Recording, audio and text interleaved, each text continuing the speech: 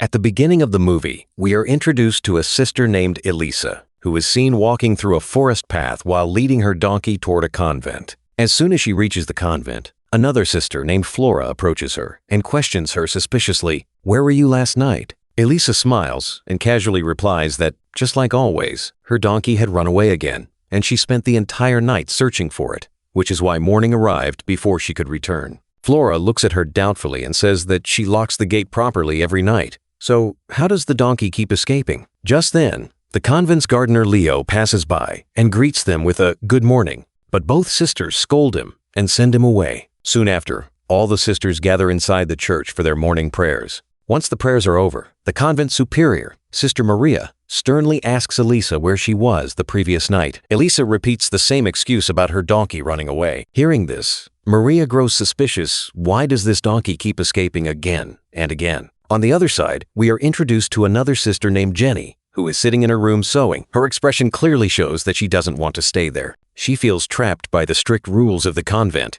and dreams of going out into the world to live life on her own terms. Meanwhile, Flora and Maria are discussing something when Flora notices an old book. Inside, she finds a description of a strange, magical ritual. After reading a few lines, she quietly closes the book and puts it back. Around the same time, Jenny's father comes to the convent to meet her. He tells her that he is trying to find a suitable boy for her marriage, but the problem is that every proposal demands a huge dowry. Hearing this, Jenny suggests that if he stops donating money to the convent, he might be able to arrange the dowry. However, her father disagrees, saying that it wouldn't be right. He advises her to focus on her studies and future, telling her that whether she gets married or not, she should learn to live a good and fulfilling life. Hearing this, disappointment fills Jenny's eyes. She believes that marriage is the only way she can live a happy and secure life. The next day, all three sisters are seen leaving the convent together, carrying the clothes they have woven. But Jenny's mind is still occupied with her conversation with her father. She shares her worries with the other two, which makes them feel sad as well. Suddenly, they notice Leo, the gardener, standing nearby and staring at them strangely. This immediately angers the three sisters. They rush back inside the convent, throw his belongings around in rage, and brutally beat him.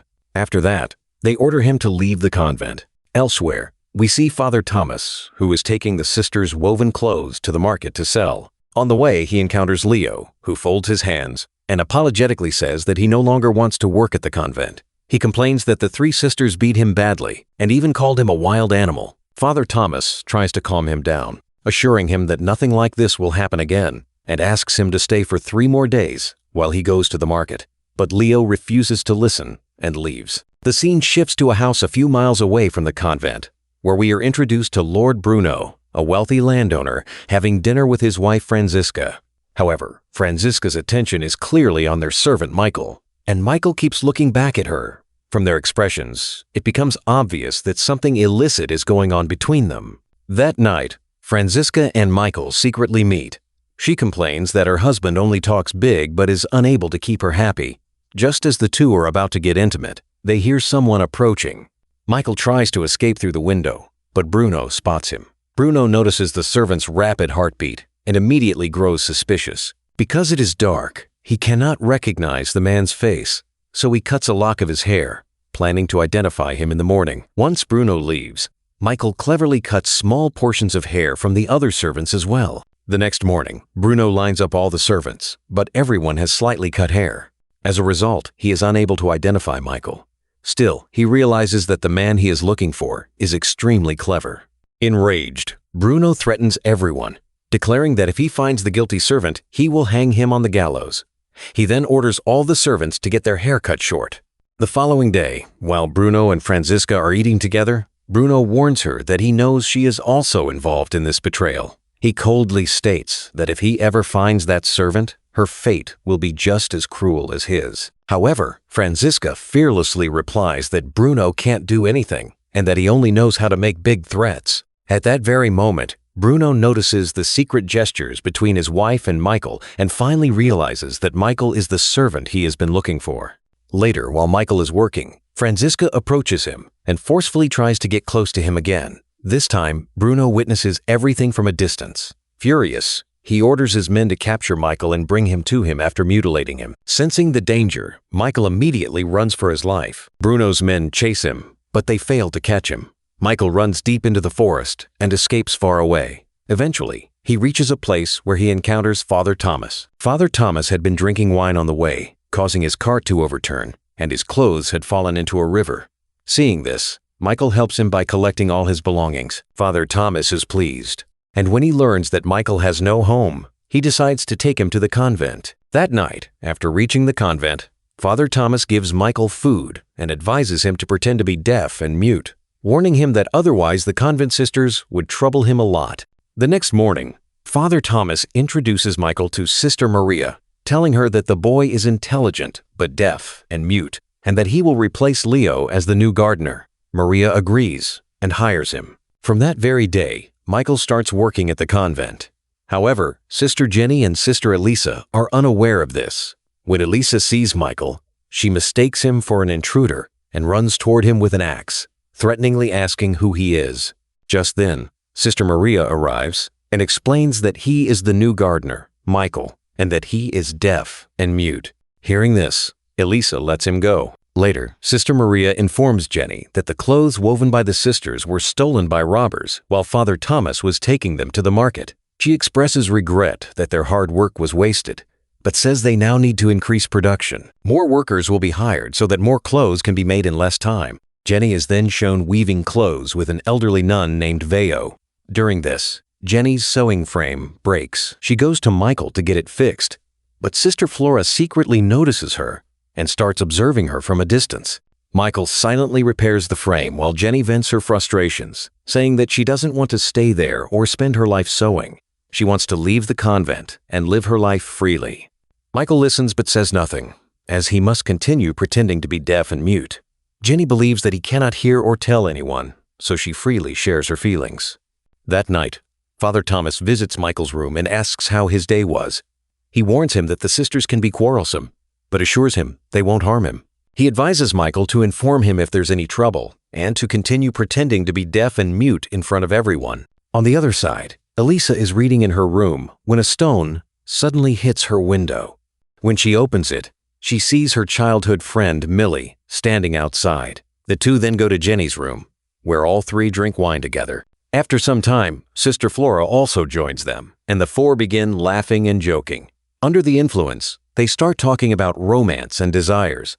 Millie tells them about a special herb called belladonna, which can be used in a specific way to attract men. The other three become excited after hearing this. The next morning, while Michael is working in the garden, Jenny approaches him and says she has made a handkerchief for him. She gently wipes the sweat from his face and sits close, talking to him. During the conversation, Jenny suddenly leans in and kisses Michael. Michael understands her intentions, and both begin losing control, but just then, the church bell rings. Startled, Jenny quickly pulls herself together and leaves for prayer. While praying, Elisa notices that there is soil on Jenny's scarf and under her nails, making her suspicious that Jenny had been somewhere outside. In the next scene, Flora and Elisa are washing clothes when Jenny comes to them and casually remarks that she had a lot of fun the previous night. Elisa questions her, saying she never comes outside like this and asks why her clothes are so dirty. Laughing, Jenny replies that she was helping the new gardener with digging work.